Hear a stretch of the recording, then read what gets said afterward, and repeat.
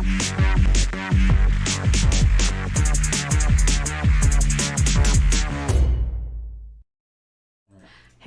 you guys. It's Monday. Yeah, we're sitting here talking about whether or not we got to go down to the store and get some celery. I want some crab salad, goddammit. I've had that big thing of crab with a K. Yeah. And you keep saying, I'm going to make it. We got to go to the store. But we haven't been to the store. I need hoagie rolls, too, for it, though. So we need celery and hoagie rolls. Yeah. So we don't have any bread to put it on. Right. We have everything else. We have mayo, right? Yeah.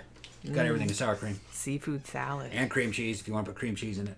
I know. And I don't care if people think it's gross. I love that shit. Yeah. All right. So, this is a good little flick we saw last night. It's called Vampyres. This is, like 1970, but it's 74. 74. No, 74. Vampires with a Y. Yes. Or Vampyres. Yeah. Vampyres. 1974 British lesbian skin flick. Like that. Although technically they were bisexual. Yeah. Well, they were vampires. They were pansexual. Yeah. Vampsexual. Yeah. If that shit was sexy, they was gonna. If it had blood in it, they were gonna bang it and then drink the blood out of it, which seems like good, equal opportunity. Yep. Everyone's blood tastes the same, whether you're a boy or a girl or whatever. A lot of cute British women in it. Although I don't think either of the vampires were British. The Italian, the German. I think the blonde, Anulka, I think she was German, because I think she had been in, German Playboy or whatever. Yeah. She was Playmate of the Year in 1973. Marianne Morris, I'm not sure. I don't think she was British either. It doesn't really matter, because the Hammer movies were like that, too, where they just kind of got whoever was hottest. It's an international They didn't cast. necessarily have to be British. Yeah. And all of the European movies did that. Italian movies had German actresses and British actresses in them too. They just worked wherever the work was. Yeah. And, but this is a cool little flick. By today's standards, it's just what you'd call kind of like a skin flick. Back in the days, this would have been borderline X-rated probably. Yeah. It would have softcore porn. It definitely is softcore porn. Yeah. I mean, there's a lot of blood in it too. This was a lot gorier, more violent than I remembered. Yeah. Because I mostly just remembered the boobs. Right. It's just so many boobs. See, Hammer was all boobalicious because they used bustiers a lot. Those things were fucking hiked up around the girls' ears. And they were fucking super pretty, real good sets, good acting, you'd have Peter Cushing show up. So that was the route that a Hammer flick would go. All right. They promised to show a lot. They never really would show stuff. It was just suggested. This made up for all that class that would normally be in. I guess I'm gonna call that shit class. This movie had to make up for all that lack of class, like Hammer had. And they made it up with it for just skin. They were gonna show you boobs. They would show you girls fucking rolling around trying to have oral sex with one another and fucking trying to fucking bite each other. A little bit of bush, too. Yeah, bush, yeah. And little bit of male nudity. Yeah. Just very, very briefly. Yeah. Well, they do the market. Yeah. There weren't going to be many guys to see this, you know what I mean? There weren't going to be... It's like no one wants to see pain. This was going to be mostly guys seeing this. They didn't really want to see it. And it was good, man. They have, stereotypical tropes. They got the kind of hot but nerdy straight girl, and then the lesbian vampire team are gonna try to fucking swing them over to their side, and they end up fucking cutting her head off and shit. Fucking all kinds of shit happens. It's sadistic too. It's pretty sadistic. Yeah, it's interesting because, like I said, I saw this a long time ago.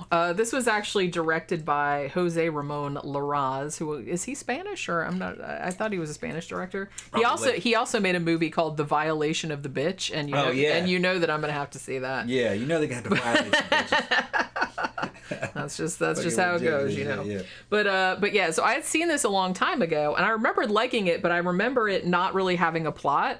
But it actually has more of a plot to it than I remembered. Oh, it's not a lot of plot. It's a lot of plot.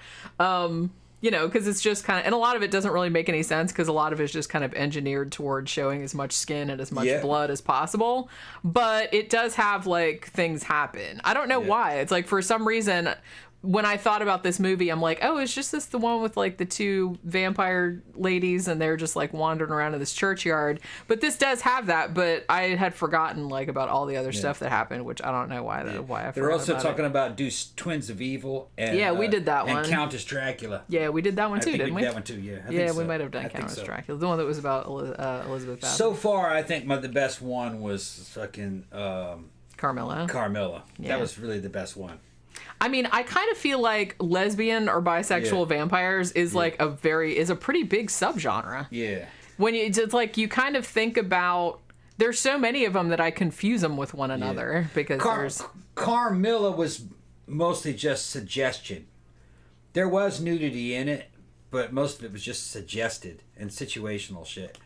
And of course, all the girls were fucking smoking hot pretty in that one. These were good looking too, but I would say the ones out of Carmilla were better looking. Yeah. Wouldn't you? Yeah. Kind of hard to say though. I don't know. A lot of it was makeup and costumes. But yeah. I mean, this one basically. This one's more just fucking down and dirty. Yeah, and this one like literally like jumps right into it. It's just kind of like, hey, here's the movie. Oh, by the way, here's two ladies having sex. Enjoy. Yeah. So you know what I mean? This would have been. It just jumps right into it. In its day, this would have been considered softcore porn, verging on X. I think in some countries it might have been rated X. Verging on X. No real things. People don't realize that there's a difference between if you couldn't get an R rating, it was just X. Yeah. That's what they called it. Now, if it was just like porn, that was triple X. But X was close. It was what we would call soft core. You know. They didn't really show sex. It was just suggested. Yeah. But like I said, this does actually have enough nudity in it. If there's too much nudity, it became X. Because you weren't going to be able to get an R rating.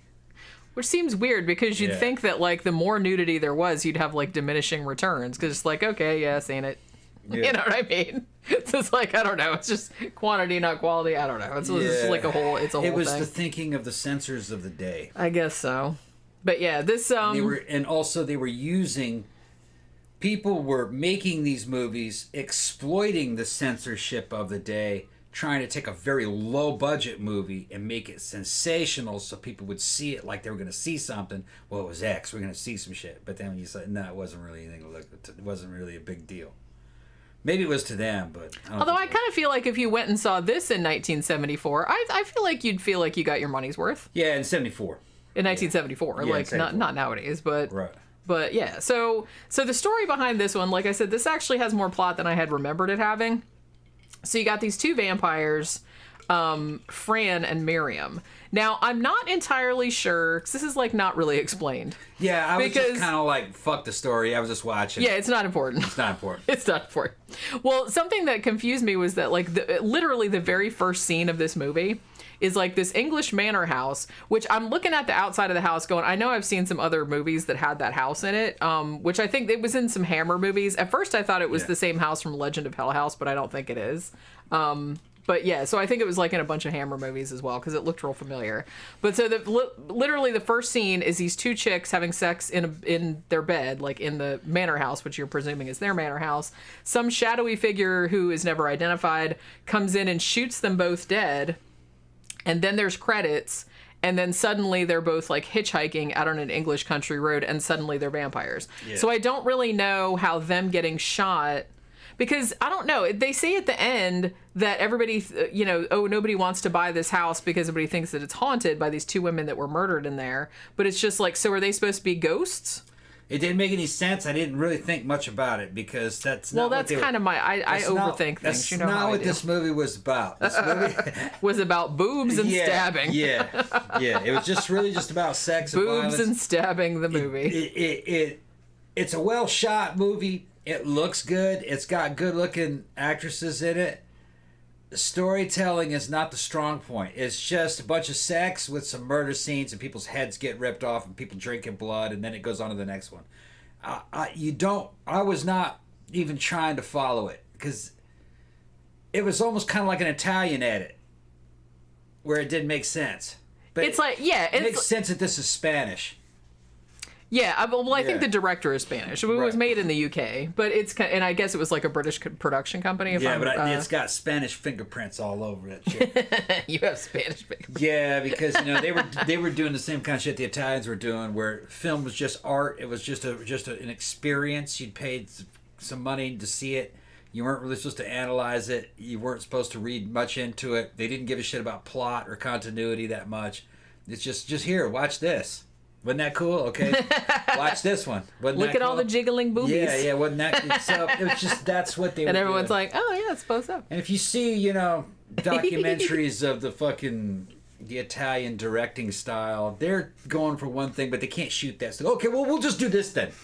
Oh, we can't. Whatever. Yeah, we'll just do this then. Yeah, okay, that's what they're doing. People, they'll figure it out. Yeah. It won't matter. It's a great film. It's a great film. That's what they're doing. I don't care. They don't care, and I don't care. I don't care either, but it's like I said, I'm a storyteller, so I was always kind of like interested in it. So for some reason, like these two women getting shot, like leads to them becoming vampires. So basically, they're lurking outside of what was presumably their manor house at some time in the past. I don't know how long it's been since that, because it looks like it's a little bit dilapidated. But what they do is they'll go out on the side of this country road, and then they'll hitchhike, and then whatever dude happens by, it's like, hey, can you give me a ride to my house? It's not that far. And every dude is just kind of like, well, sure, get on in, so they get in, and then they drive him back to the house. They're like, hey, how about you come inside for some wine and maybe something else. And every single guy is just like, okay, fair enough. So they all kind of go in there, and then they all get horribly killed, and they drink their blood. But and then what they do is they take the bodies and then put them back in the car. So they don't show them doing this, but you're presumed that this is what they do. Then they put the body back in the car, and then they turn the car over out on the road. So I'm always like wondering, so the whole time I'm wondering, like, are the cops like, man, there really are a lot of one-car accidents on this road. What the fuck is going on? But yeah, so the main guy, our main male character, Ted, now he's presumably a businessman. And the first time you see him, he shows up at like a hotel. I didn't really get why this scene was in there either, but it's like he shows up at this hotel and wants to check in. I don't know if he's like in for some conference. I don't know what the fuck it is. But then they make like kind of a big deal about this old man that works at the hotel, like saying, haven't I seen you somewhere before? And Ted's being like, no. So I thought that there was going to be something tying in with like he was the dude that shot the women, or he was like I don't know. No. What happened was that they were trying to tell a story, but budget but then they forgot. Yeah, budget wouldn't permit, or something happened, somebody didn't show up, so they got to knock this fucker out, so they just continue shooting. Let's make just the ladies kill more people. Yeah. We just forgot everything we said at the beginning. There are people in there talking about, movies of the era like Midnight Cowboy and fucking, what was the other one that they were talking about? Easy Rider. They didn't even really care much for those. Those were actually okay movies, but you have to understand those are boomer movies. They spoke to the boomer generation for some strange reason. I don't really understand a lot of the things that they held up as cultural milestones. Those two movies were just kind of like okay. They're okay movies. But this movie is kind of like an Italian boomer art flick. And they got away with a lot of shit back then. They had to make movies. They had to make movies quickly and cheaply. You're in the middle of a damn project. Something doesn't go right. So, whoa, okay, we can't do that. Let's just do this. And fuck the script. More blood, more boobs. Yeah. A lot of times they had a script, but as long as it's 85 minutes. Halfway through it, they're like, well, we can't do this because such and such. Fuck the script. We'll just do this instead. It'll all work out. Don't worry about it. And then they try to edit it all together. It doesn't really work out, but then they just look at it and goes, oh, this is a marvelous film. This is a marvelous film. Okay, yeah. Send it out. Sell it. It'll make money. And they would show this shit in a theater and it would make money. As long as the poster looked good and they brought... And like I said, if you're paying... A lot of like teenage boys are paying to see these movies. And as long as there was like, tits and some muff and some blood in there. 3 times. Yeah, they'll be like, all right. Yeah, they're not too worried about it. She's looking great. And they didn't even notice the story. But what I thought was interesting, though, was that some of the scenes at the beginning, like with them getting shot, for example, which was like the first scene, and then the scene of Ted, the businessman, at the hotel, like checking into a room, and then that old guy like, haven't I seen you somewhere before? And like they were kind of making a big deal about it. So it almost seemed like they were trying to set up a story, but then they didn't like do anything with that. I don't think, unless I was like not paying attention. Yeah. And then there were movies where it kind of felt like they were fucking up, but in the end it all turned out great. Like Roman Polanski's The Tenant. It seemed like he was fucking up, but no, everything in there means something. Yeah. So sometimes it was hard to tell because they kind of had that boomer art flick tone to them. Whether they were good or bad, they kind of had that tone. Yeah. This is just a bad one. Well, the thing about this, though, but this is still entertaining, though. Yeah. It's doing what it's supposed to do. Yeah. It's and so lesbian vampires, lots of boobs, pretty girls, and it's supposed to be scary, and there's some fucking bunch of bloody scenes in it. You're not supposed to worry about continuity. They kind of fucked up that part up, I think, probably. Print it. And this is pre-internet porn, pre-VHS, pre-anything. This is for young guys. This is the only time they're going to be able to see fucking high-quality boobs like this. Maybe at least some high-quality boobs. Yeah, on fucking film. Well, yeah, you want some that are moving. They're moving and shit. They're getting photographs, but they're like, oh, okay, yeah. Yeah, just shaking the picture isn't really like, it's not really the same. And that was an attraction enough in this era. This movie could have been fixed. You could have done a lot, but they just didn't. I don't think they had time or the money. And like I said, this is still an entertaining movie. Yeah. I find this entertaining. It's really like atmospheric and stuff. Yeah. I'm just fascinated by it because they did actually try to, like, there's characters in there, and there does seem to be like, okay, so Ted, after he goes like to the hotel, he picks up Fran, like one of the hitchhikers. She takes him back to the manor house, and then there's kind of like a long thing where she drinks blood out. They don't have fangs though, which I guess like saved a lot of money because they didn't have to make dental appliances for everybody. They just like cut open your arm and just like drink out of your arm. Kind of like The Hunger. Yeah, it's kind of like The Hunger, where they don't have fangs in that movie either. But so it's kind of that kind of thing. But then for whatever reason, like the later dudes that they pick up, that the Miriam, also the blonde that she picks up too, and they usually just bring the dudes back and just chop them up and like drink them and then chuck them in the fucking car accident or whatever. But for whatever reason, Fran seems to have like taken some kind of liking to Ted. It's like she's still drinking out of him, but she's kind of like saving that shit. You know what I mean? So it's kind of like she doesn't kill him right away. She just like keeps, and I guess he is sort of like falling under her spell because he wakes up the next morning and he's like, oh dude, I don't feel so good. It's like, oh, I must have cut myself on the wine glass or whatever. And he's like kind of hungover and anemic or whatever. And then he can't find her.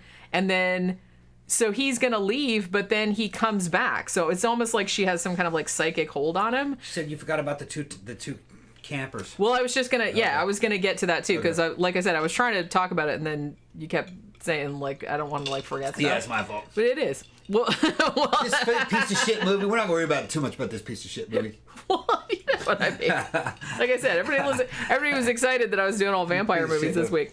But yeah, so there's two campers also who are just randomly on a camping trip, and they've kind of like parked their little whatchamacallit out on the grounds of this thing, and they're doing fishing and all that other kind of crap. And like the first night when Ted comes out and like doesn't know that he's just been like vampired, he's just like, oh look, I cut myself, and they help him out and everything. But for whatever reason, like the girl camper is super interested in like, what the fuck's going on up at that house? I thought it was abandoned. And then she sees a light up there, and so at one point she goes in there and kind of breaks in. Now see, I thought that, and it's like funny because her boyfriend is just like, what is it? No, there's nothing weird. It's just there's one scene where she wakes up in the middle of the night because she hears a dude scream, which she totally did because the vampire ladies like picked somebody up and they're like killing him in there, so he was screaming about it. So she wakes up in the camper because she heard somebody scream, and then like there's like a hand like hits against the window of the camper, and she wakes up her boyfriend. It's like, hey man, like somebody's out there. There's like a hand and everything, and he's like, he does like the total dude things like every movie in the 70s and every episode of A Haunting. You imagined it. Yeah, I imagined a dude screaming and a person's hand like banging against. I totally imagined that. Just hallucinate. You know what I mean? Because I knew he was going to do that too. I was like, wait for it. Yep, that's what I thought. So, are you sure you weren't dreaming? Yeah. You know how girls do, how they don't know like how reality works? Fucking brains work. They're just sitting here and they see some shit. Every and then time I see that in a movie, it just makes me laugh so hard. You know how it is. And I just knew, I could tell like by the look on his face that he was going to say that it's your imagination. That's like exactly what he said. They don't see shit that's there, and then they see shit that isn't there. You know how it is. They don't know how anything works. So we don't even know if something's there. I don't even know if this laptop is here. I don't even know if you're here right now. No, I'm not here. It's all in your mind.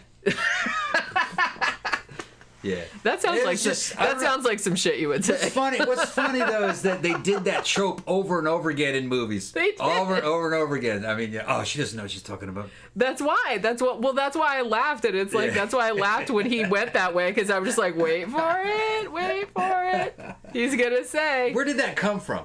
I don't know. I think it's just an unnecessarily complication. I want to write. You know what? It doesn't cost any money to do it, so they do it. I guess. Yeah. I want to write. Now I'm kind of interested. Now I want to write a book about that trope in movies and like where it came from. Where did that come from? Like what was the first iteration of that? It's got to be super old. Yeah. Because I feel like that was probably even in like silent movies. It probably went back to the 1800s with women fainting. Yeah, it's got to be super old. Yeah. Well, because I kind of feel like for even in literature in kind of just in life in general, like particularly back then in the Victorian era, probably prior to that, it was kind of a thing. It's like, oh, women, they have hysteria with that womb that wanders around, which actually is what we're going to do the show Wandering about. Womb. Their pussy wandering around her when It's got a spiritual pussy that wanders. I know, around. Man. It's like I can't count the number of times that I've woken up and my womb has escaped, and it was like walking around the neighborhood, and I had to like go drive the car and like find out where she went. Ghost pussy. That's the problem. Little womb wandering down the street. I'm out of here. I'm going to the 7-Eleven for some smokes. Yeah, I don't know what the fuck they're talking about. I think what it was is it's so funny to me. The whole fainting Victorian woman thing. They used to say, well, it's because of the corsets. I don't believe so. I think it was virtue signaling. It was to show everyone else that they were shocked. I think that's what it was. Although the corsets probably didn't help. Gotta be fair. But I can't breathe. I've known my friend Melissa corseted herself down to like a fucking waist about that big. So it was super easy and it didn't bother her. She had to back off though because she was starting to suffer.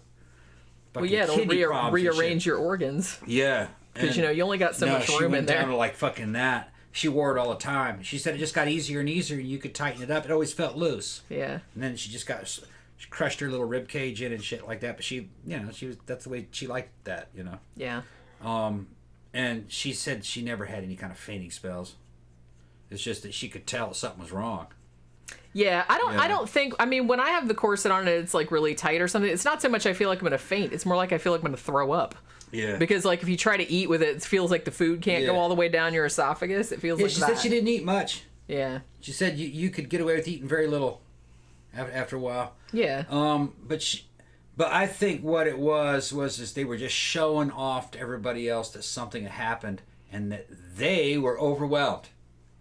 Yeah. Because they are dainty. Yeah, that's probably what it was. You know what I mean? Oh my God, I can't. Oh, I can't take it. My virgin sensibilities. Yeah. My sensibilities are overwhelmed. I can't take it. Save me. Well, yeah, because so it's kind of like because if you were a lady back then and like something gross happened and you were like awesome, like everybody would like be like witch. It was a way. It was a way of getting approval, of being dainty and genteel. Louis said the first time I saw this movie as a kid, I thought Ingrid Pitt played Fran. Well, Ingrid Pitt she was in Countess Dracula, wasn't she? Like the Hammer one. Was that Hammer? I'm pretty sure we did that. Yeah, so that might be what you were thinking of. Mike Barrett points out, and I was going to say this, they did a remake of this film. Yeah, I think it was 2014, 2015 or something like that. I was going to watch it because I think it's for free on Tubi, which this one is as well, although it's also on Shudder. That's why we watched it on Shudder. But I was like, I really don't think we need to see a remake of this because I'm sure it's probably not very good. Because honestly, it's like I said, this doesn't have what they were going to do where I was going with like the female camper thing. They seem to be setting up because as soon as she arrived, she's like, who are those two ladies? And they're like acting really weird. And there's somebody in that house and, all this other. So she seemed like really interested in what was going on over there. So I thought that, again, that they were setting up that the two vampire ladies were gonna like take her in, like, hey sister, like they were gonna kill all the dudes and then, you know, let's make her like our vampire third, you know. So I thought that's where it was going, but that's totally not what they did with it. They just killed her. You know, I don't even think they drank her blood, did they? I think they just like, nah, I can't even well, they took all her clothes off. I don't even remember. And then cut her throat, and then they were just like, meh. They cut her head off or something, didn't they? Or they cut her throat. I don't know if they cut her whole head off. Yeah, they didn't do anything with her. I thought they were going to turn her into a vampire. But I thought that too, because I thought they spent so much time like building up the character, and then there was that scene. Yeah. See, that's what I mean. There's like all these scenes in there that I thought were going somewhere, and they didn't like go anywhere. So there's I think it was going to go somewhere. Well, that's what I mean. But I'm interested to know because there's one scene where the lady camper is lady camper. She is painting the manor house, like she's got her canvas and everything, like painting a picture of it. She's not actually painting it. So she's painting a picture of it, and then the two vampires like come out of the woods, like she's just like, ooh, what the fuck, and like she thinks somebody's back there, and then the two vampire ladies come out of the woods, and then they say something like, you know, Fran says something about like, you know, I can recognize you like my mark now or something like that, and she does a thing with her thumb on her forehead. Yeah. And, you know, later they show the lady camper like look in the mirror and go, what the fuck? Why did she touch my head? What does that mean? So I thought that they were leading up to, hey, you're our next like vampire conquest. We're gonna make you a vampire, and then we'll be like a vampire lady gang, and we're gonna go around like. Well, I think that's what it was supposed to be. See, that would have been awesome. I think it was supposed to be that, but something happened behind the scenes of production. They couldn't. Maybe she had to leave the project. Maybe they didn't like her or something like that. She was a Shakespearean stage actress, the one that played the lady camper. Maybe she quit. So they says, okay, we're going to get your role done fucking the next couple of days so you can get out of here. Something like that. She did say that her and the director didn't get along. Yeah. Although she said that the director was kind of mean to her and was mean to the guy that was playing her boyfriend, too. Okay, so it might have probably something like that. So maybe that's so they just changed the script to get rid of her. And then, you know, they would fucking... then they would make an excuse. Oh, well, we meant to do that all along. We were just, what do you call it? We're fucking, there's a term that they use now when you're expecting one thing, but then it doesn't, that's not how the story is going to go. Something about your expectations. Fucking we're... subverting. What's that? Subverting your expectations. No, that's not what you did. You just fucking fucked the story up because you kicked that fucking actress off. You didn't intend to do that. Yeah, subverting the expectations. That's just how you take your errors and your fuck ups and spin it around to try to convince the audience that or your customers that you're artistic. You didn't like it because you couldn't appreciate the artistic qualities of this film. It subverted your expectations. So in other words, it wasn't as good as you thought it was going to be. Subverting expectations. It's fucking funny. Although, like I said, I don't think this is like nobody ever said that because this was just kind of like a cheap cash grab. But I just thought it was interesting because they did really seem. Saying not this movie. I'm saying in movies in general that directors and shit do that. They did actually really seem to be taking great pains to like set up plot points. Yeah, that would like I happen. said, yeah, with say for example Ted checking in at the hotel, the guy saying, "Hey, haven't I seen you before?" and the guy being like, "No, you don't know who I am. I'm just like I've never been here before." So I thought they were going to set up like he was a reincarnation of somebody or other. Yeah. So I thought there was that whole thing. The whole thing of like Fran keeping him alive, even though they just pretty much immediately killed the other ones. And the whole thing with like the lady camper, like with the thing with the mark on the forehead and her being like super fascinated. So I kind of thought that all of those were kind of gonna lead to something. They did. Were. But, so, but it's just that was I don't know. That was just like really interesting to me. Like I said, it's not a bad movie. It's like it's kind of a cool like stylish like atmospheric kind of thing. But it does kind of feel like they set up a lot of plot points that don't really go anyplace. They were gonna go somewhere, but something happened in production, and they stopped following the script or couldn't follow the script, so they had to find alternate ways to end the movie and to shoot the movie. That's what happens. Oh, plus can I give a shout out to like the dude playing the mansplaining wine expert? I don't remember that. Oh, yeah. Like he was like the last, I think he was the last dude that they killed. Yeah. Like they brought him in like for the party, and he was just, they brought him down to the wine cellar, and he's just like, oh, this isn't this and this isn't that. And then it's like, Then he thought he was going to drop his nuts by saying, because they gave him some wine, and he was like, I'm going to guess where this is from. And Fran's like, you're never going to guess. I was like, did they make it from their menstrual blood? That was the first thing I thought of, but no, that wasn't the answer. But yeah, so he tried to be like all clever and shit like that, and she was like, wrong. But I mean, to his credit, at least he didn't go, no, you're wrong, which I kind of felt like he probably would have, but he was just kind of like, oh, okay, my bad. I think originally the movie probably had a good script, but they couldn't follow the script for one reason or another, and you ended up with kind of like a typical Southern European kind of movie, where you stop following the script halfway through it.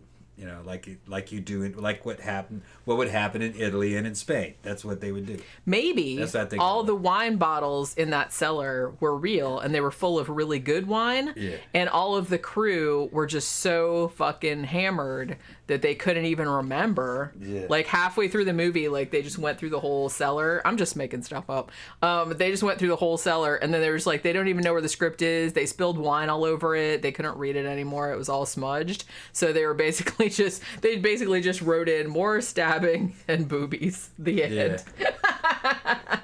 Well, because then at the very end, they have like this old couple who were supposed to be American, and one of them sounds American, but the other one still sounds British.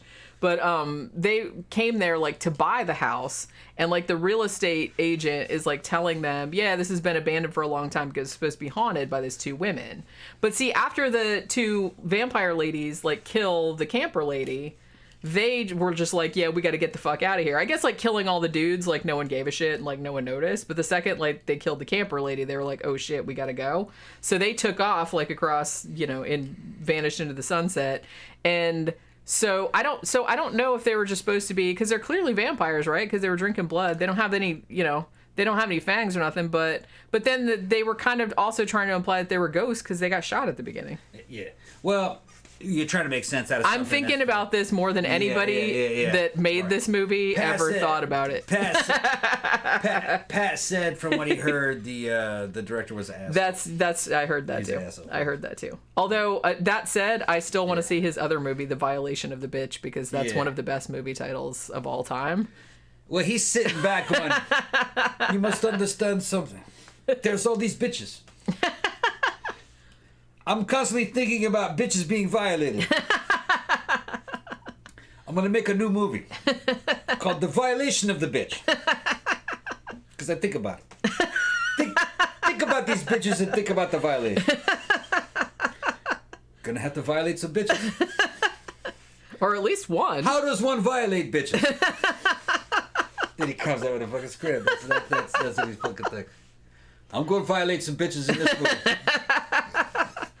Yeah, he probably... Fuck you, bitches. I'm here to violate.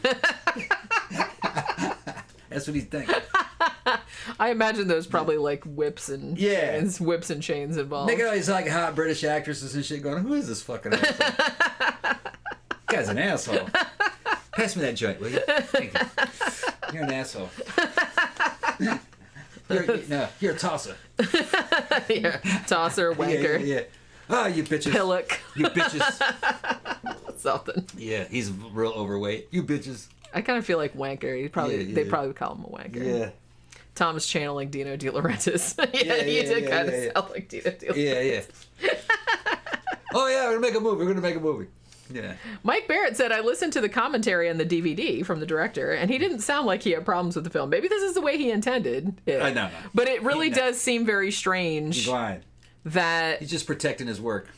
It does seem strange. Well, although I will say, and I don't know if it's just something that's, I don't know what it is, because I kind of feel like there's, some Italian movies that are like this as well, where a lot of stuff seems like it's going to lead to something, like I said, where they kind of seem like they do these scenes where they're like, ooh, significant, we're setting this thing up, but then they never do anything with it. Just watch interviews of the directors of fucking Troll 2 and the fucking how Troll 2 was made, and that's very typical. That's a typical Italian way. That dude totally still thinks that's a good movie. Yeah. I think that's what you're dealing with. You're dealing with, which was kind of like the typical Italian workman, like fucking, let's knock this fucker out, Let's get it done. That's what they're doing. Which, in a way, kind of reminds me of that scene in Tim Burton's Ed Wood. Yeah. Where, people were, like, knocking over the cardboard gravestones. And he's like, no one's going to notice. It's like, everybody, you know what I mean? That's what they're doing. Even though literally everybody notices. And then afterwards, they cook up a whole story about how artistic it is. And, no, this is intended this way. Yeah, it's just to defend the work, the integrity of the work. No, they're full of shit, man. They made that up as they were going along. The script probably was pretty good, but they talk about it over and over again. They get into positions where they can't follow the script anymore because somebody doesn't show up or they run out of money, or usually they run out of money. They spent too much money, so they can't do that anymore.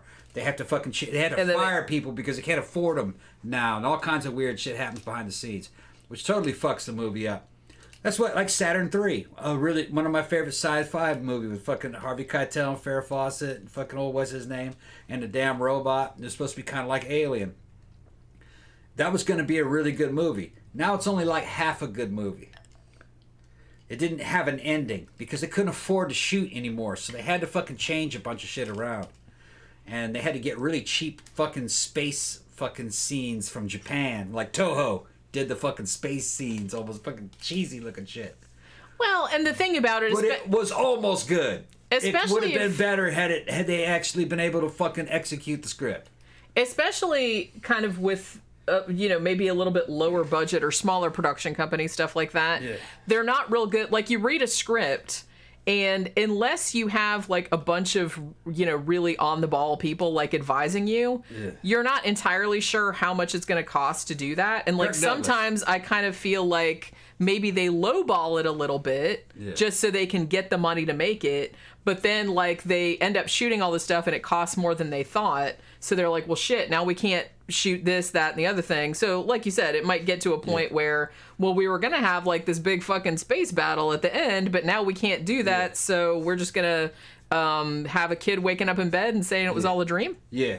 You know what I mean? Like that kind of shit. See, Louis called it before. I just seen his comment now. He says the production probably ran out of money and the film went off the rails. They probably blew the funds on blow. Probably right. Correct. That's usually like I said, they start partying and they fucking spend the fucking money on hookers and blow. That's what happens.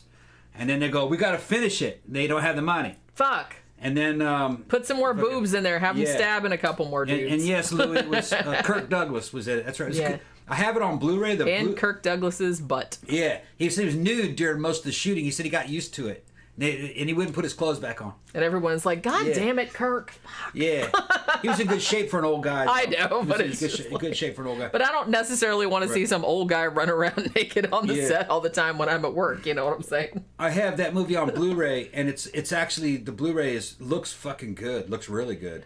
Too bad they dubbed Harvey Keitel. It's not his voice.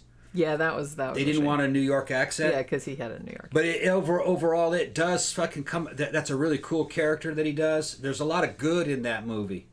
There was a lot of potential. It was ahead of its time. Neurolinks, cybernetics, having robots with fucking human brains, cloned human brains in them in a big vat. It fucking learned off of you, and robot fucking becoming obsessed with a woman because it's part human. It's fucking it was way ahead of its time. It's just that they ran out of money and they had to cheap out on a bunch of stuff, which blew the movie. It didn't give it a good strong ending, and the space cut scenes were pretty bad looking.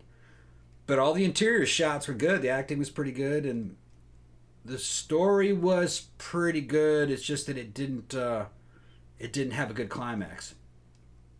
The way the robot died. Should have been about 20 minutes of that. Yeah, it just fell through a hole in the floor, right? Yeah, basically. And it blew up type of deal. And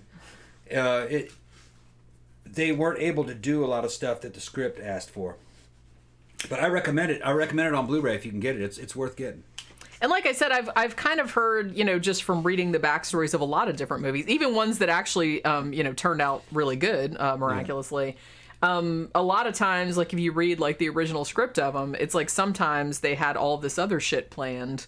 And they were just like, well, when we got halfway through the production, you know, the people were like, hey, you know, you're not getting any more money, and it's like you only have X amount of dollars left, so they have to go through the script and like, well, we need to cut this out, we need to cut this out, we need to cut this out. So I don't know. I don't know if that affected this one. Like I said, this is still like an entertaining movie, and like I said, it's definitely, if you're into the erotic horror, you know, erotic vampire genre, this is definitely way more on, I mean, it is definitely way more on the softcore porn side than it is on the horror side. Even though it is pretty bloody and it does have like some pretty gory, like violent, you know, sequences in it. But I was intrigued because there were just so many scenes that, you know, and it's quite well acted and it's quite well shot. So it's like, it's, you know, it's competently made and it's a pretty nice looking movie and the sets are nice looking.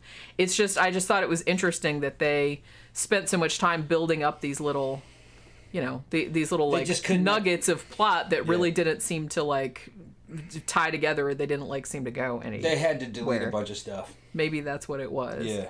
Although I don't see why it would be that expensive to shoot, hey, we're going to take this girl with us rather than just killing her. It would have made sense if you were there at the time. It was something they had to get rid of somebody. Or if I was like as high as they were at the time. Yeah. And there was definitely, you know, they were trying to do something else, but then they had to wrap it up. Karen asked, "Did you find the key?" No. Weird. We have no fucking idea where that key is. No. I'm starting to think somehow I might have accidentally thrown it away. I can't really think of anything else that could have, because Pookie could not have eaten it. That was too big for her to eat. She might have carried it somewhere and dropped it, but in her mouth, but I don't she wouldn't have been able to like eat it because it was too big. I mean, I'm trying to put myself, I wasn't carrying anything when I came back. So it's not like I'd have had my key in the hand and garbage and then gone by a garbage can and thrown them both in there. It wasn't doing that. Because I've done that before. Yeah, so I don't know. Where I had something in my hand, then I had garbage in my hand, like I had garbage from the car or something. And then I was just like, and then I had to like dig in there and like get the shit out. No, I didn't have anything. I just jumped off the bike and walked in the house. And I've been taking my motorcycle helmet off. And I usually leave the key in the ignition. There's no reason to take the key out. So you pulled up all the mats in the garage and everything like that? It's not, is it under the refrigerator in the garage maybe? I can move that and see. But I shone a light underneath there and didn't see anything. Mm. Did you check the washer and dryer? Yeah. And I've done like a couple loads of laundry since. I took the damn washer thing out just so I could see, you know, the big fucking spike that stirs the clothes. I took it out. Yeah. It's just on it with a bolt. Took it out. There was nothing there. Yeah, because I've done it, and you know, I even washed your motorcycle pants. I went through all the pockets and with my driver's license ID and my title, I can go to Harley Davidson, and based on the VIN number, they can cut me a new key for about $35. So it's not that bad. That's what I mean. That's like a lot cheaper than I had to pay like $200 to get fucking extra keys for my stupid car. Yeah, so I guess I'll just have to do that. I mean, I got the other bike I can ride. Tammy says it's still in the bike. No, that's where he would normally leave it, but wasn't in there. Wasn't in there. He either leaves it in the bike or on in front of the television. In front of the television, like on the TV, or on the nightstand, like on his side of the bed. There was a chance I could have gone into the walk-in closet and put it on top of something on top of where where I keep the Blu-rays, and then taken my armor off, but it's not there. Yeah. I turned the closet upside down. Even went through all the damn pants, looking through all the pockets. It's just gone. Poltergeist got it. Maybe it did. Maybe it's in between these walls. Hey, Poltergeist. Yeah, bring the damn key back. Bring the key back. Wouldn't that be a fucking trip if we're sorry. If the key fell out of the ceiling? And I was like, whoa. Or we found it on top of the I was like waiting for it to happen. Or we found it on top of the damn Or you leave the office blades. And it's sitting in front of and it's sitting on the floor. It's on top of the fan blades or something of the fucking there's all kinds of weird shit. Fucking Poltergeist. Happen. Yeah. He's so tricksy. Yeah, I don't know where it is. Yeah. Could someone have walked into your garage and taken it? No. No, you'd think they'd have taken the whole bike if they did that. Yeah. I mean, because we always have the garage. Have no motive. They would just where the key is. Most people wouldn't even think that there'd be a key there. Yeah. On a Buell Lightning, the key is on the side of the front fucking bikini fairing, going along the side of the motorcycle above the forks. It's not on the top. So the average person can't even see where the key is. Key goes in the side. It's not real obvious. And we don't have, I mean, we kind of live in like a gated community, so you don't really have a lot of people walking around. Yeah. And, you know, and our garage is never open. You're right. So, got to bribe Pookie and have her show you where she put it. And the steering column is not locked. And the motorcycle is here, which means the key is here. Yeah, because you came back on it. If I didn't have the key, I wouldn't be here. Yeah. You know. So, I don't know. So I had the key when I showed up. I don't know where it is. Come on, Poltergeist. Yeah. Give it back. We're sending you like little waves. Of how I could have thrown it away. I wouldn't have been carrying anything. Yeah. Other than maybe my helmet. Yeah. It's a mystery. Yeah. It's a mystery for the ages. Yeah. All right. Are we done? Yeah. Okay. So tomorrow we'll probably do another vampire movie. We'll either do Near Dark, which actually I want to do because I think DJ Maniac yesterday said that Shudder was taking it down at the end of August because I guess they only had it for a limited amount of time. And I've been wanting to do that for a long time because I really love that movie. And I know a lot of people have like requested it. So it'll probably be Near Dark. Although somebody asked us to do Vamp as well, which I think is on Tubi, which I haven't seen that in a long time, the one with Grace Jones in it. I don't know. So we'll see. It'll be one of those two probably. So I guess that'll do it for our review of the smutty vampire movie, Vampyres with a Y, from 1974. And have a good rest of your day, everybody. We will see you again tomorrow afternoon. Bye.